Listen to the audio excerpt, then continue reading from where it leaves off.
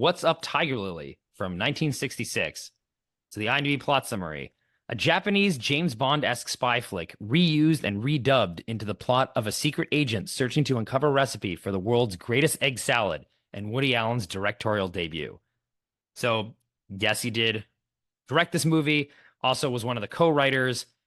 And I wouldn't say well, I guess he kind of stars in it. There's some scenes where he actually is on camera, but just to make it a little more clear, I don't know if the plot summary kind of made this clear. What Woody Allen did here is he took a Japanese, like kind of James Bond knockoff movie and redubbed and re-edited it into a comedy. So the dialogue he is putting in over the dialogue of the people talking, and it's the plot has been changed to something totally different. So you're basically watching another movie with additional dialogue.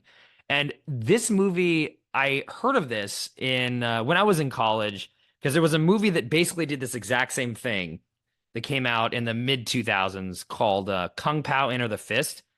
Someone took a kung fu movie and did the exact same thing Woody Allen did, though this is a more advanced technology, so actually insert himself in the shots, much like a Zelig, actually. And I loved this movie. It was super dumb. It was a giant bomb, but me and my college roommates were like obsessed with it. And then I was reading online, like, oh, this is basically the same thing as a Woody Allen movie. I'm like, wait, what? Like, I don't like Woody Allen. What is the Annie Hall guy did something like this? Is no way. So I tracked this movie down, and it is basically, yeah, it's the exact same thing. And it is crazy. It doesn't always work, but I love the creativity involved in what Woody Allen's doing here is very different, very out there, very 60s. And I still think for what it's doing, it still is effective to me. I laugh at this more than I do with some of his other movies. And I just love the spirit of this. Again, it's getting back to that thing I was talking about with Sleeper 2, where it's definitely like frat boy humor in what's going on here. But I don't know. I think it works. I mean, it's not a masterpiece or anything like that, but I still find it funny. I don't know. Is this a movie you'd seen before or heard of?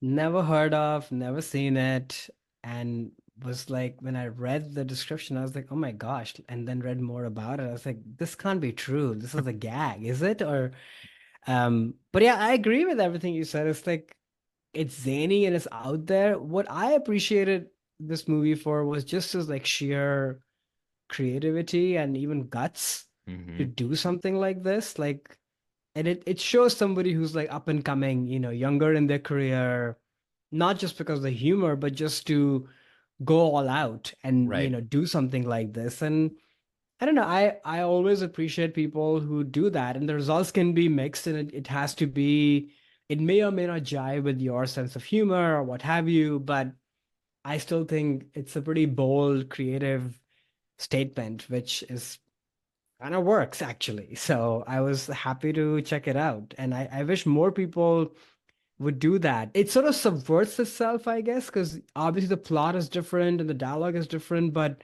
what you're watching is obviously different. So it sort of creates like multiple layers, of you're following a different story with different emotions, different voices, but then the culture and what's happening is very different. So in some ways, and I don't know how much they had this in their mind, it's actually leveraging all the aspects of film, which is visual, it is based on a written text, it Hmm. is vocal, it is audio, it's all of those things, right? So it's sort of playing with the medium in a very interesting way that you can look at it as a collection of all of those things, but you could also separate it out.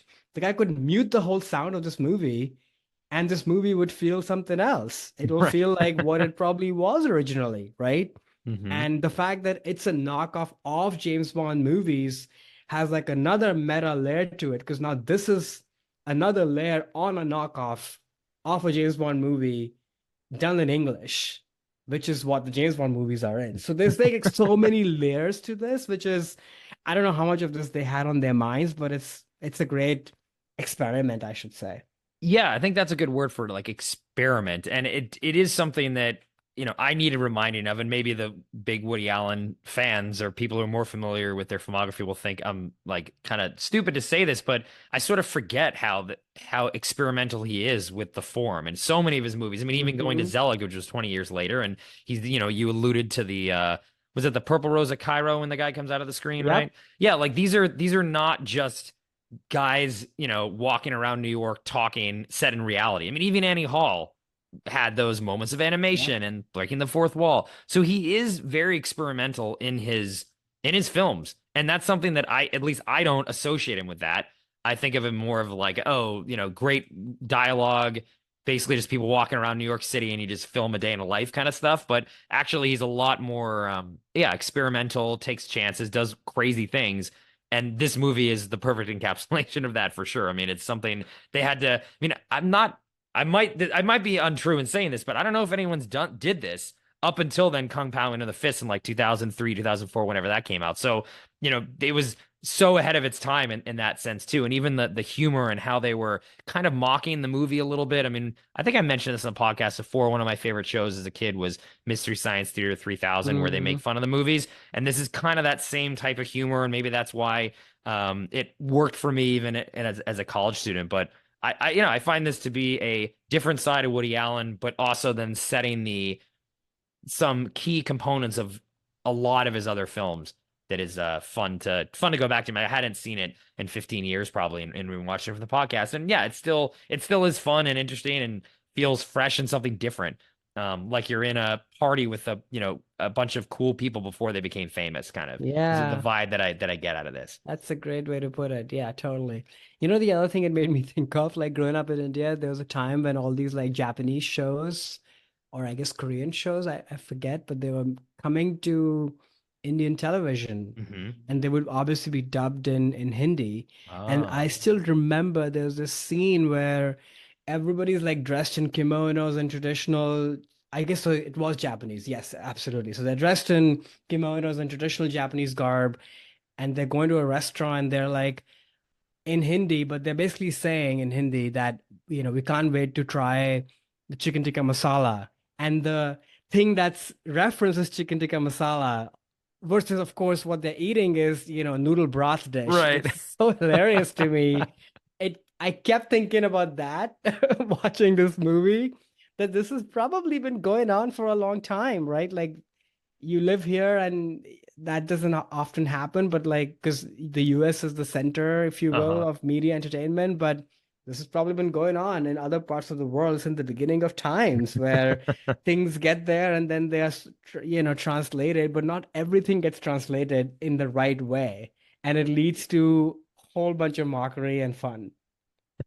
Yeah, that's a really good comparison to this. So again, like Zelig, a movie that's hard to find, but if you dig around the internet, there are places where you can watch the whole film for free. Again, I don't know why rights issues or what have you, why this isn't as readily available, but check it out, especially if folks haven't seen it before. Hi there, it's Alex.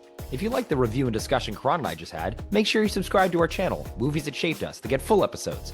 Every other Wednesday, Karan and I review a new release and then discuss 6 other movies made by that film's actor or director and how they shaped us. Subscribe right now or follow our podcast on Spotify or Apple Podcasts via the link in the description below. Hope you join us for the journey.